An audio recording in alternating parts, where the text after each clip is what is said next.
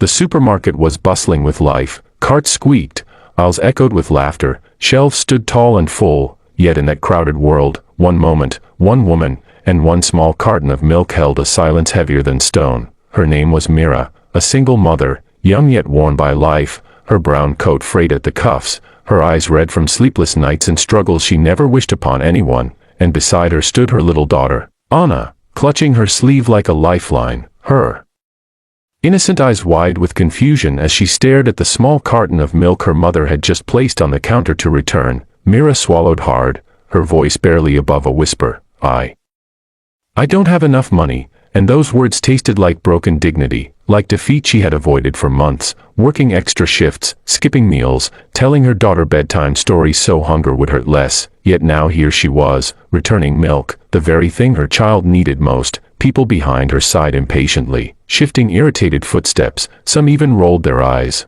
because poverty was invisible until it stood in front of you blocking your checkout line. But then, among impatient murmurs, a man paused, tall, well-dressed, polished like glass and steel, the kind who never worried about prices or bills, his tailored suit sharp, watch gleaming, shoes shining like authority itself. His name was Adrian Cole, millionaire, CEO, feared in boardrooms, respected by investors, but empty inside, carrying a loneliness wealth never cured. He stood a few feet away holding nothing but a bottle of water. Yet something about Myra's trembling hands froze him, something about Anna's hopeful eyes crushed him, because years ago, before fortune, before success, he was that child, hungry, forgotten, watching his mother cry in a store because she too didn't have enough for milk, and the memory pierced him with a pain he thought he buried under wealth and mansions. But pain doesn't die, it hides, and today it surfaced, raw, painful, and demanding action. The cashier, uncomfortable and helpless,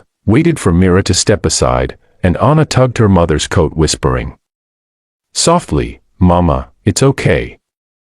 I'm not hungry," and Mira broke inside because the little girl was hungry. She just learned to swallow hunger like her mother swallowed tears. Mira turned to walk away, milk returned, heart shattered, dignity bleeding, and that's when Adrian moved. 3 steps, slow but certain, his voice steady as he spoke. "Wait, don't go," and Mira froze, startled, turning to see his eyes, not cold like wealth, but warm like a memory of kindness she had long forgotten. Without asking for permission, he placed his card on the counter and said, "Bill everything she needs," shocking not only Mira but the entire line behind her, and Mira shook her head desperately. "No, sir, please.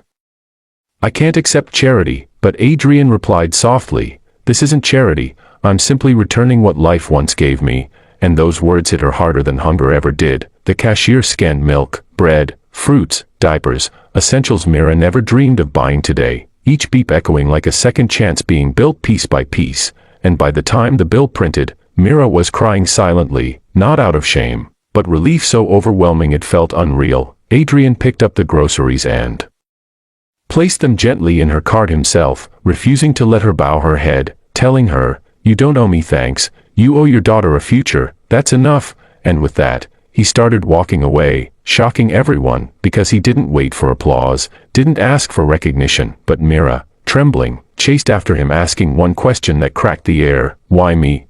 And Adrian stopped, glanced at Anna who now held the milk tight like a treasure, and said, "Because once, my mother needed help too, and nobody came," and Mira felt the world shift under her feet because she had never imagined that a man like him understood her pain. Moved by something deeper than generosity, Adrian asked gently about her life, her job, her struggles, her dreams she buried under survival, and she told him everything, not because she trusted easily, but because sometimes strangers carry more empathy than family. Learning she once worked as an accountant before losing her job due to layoffs.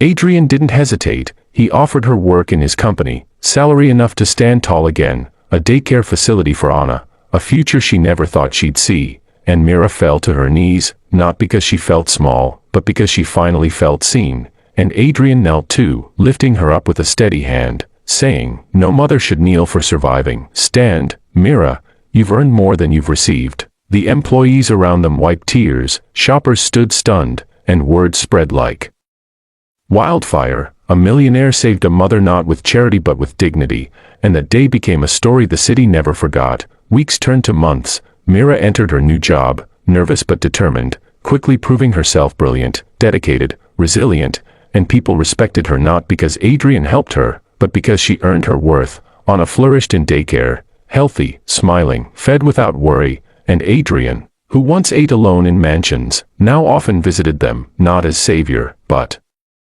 as family, sharing meals, laughter, memories, filling the emptiness money never filled. At the year's end, he promoted Mira to financial advisor, success she achieved through strength not pity, and at the annual company gathering, Adrian shared her story, not naming her poor, not painting her as weak, but celebrating her courage, resilience, motherhood, and the room applauded not him but her. The mother who returned milk once but now returned to life stronger than steel. Mira stepped forward, tears of pride shining, holding Anna's hand, thanking Adrian not for money but for believing in her when she herself could not, and Adrian simply said, "The world changes when one person chooses kindness," and everyone listening felt something move inside, a reminder that humanity still breathes. Dear viewers, if this story touched your heart, if you believe kindness can change lives, and if you want more powerful stories like this, hit the subscribe button right now, because your support helps us continue sharing stories that inspire, heal, and remind the world that compassion still exists, still matters, and still saves lives.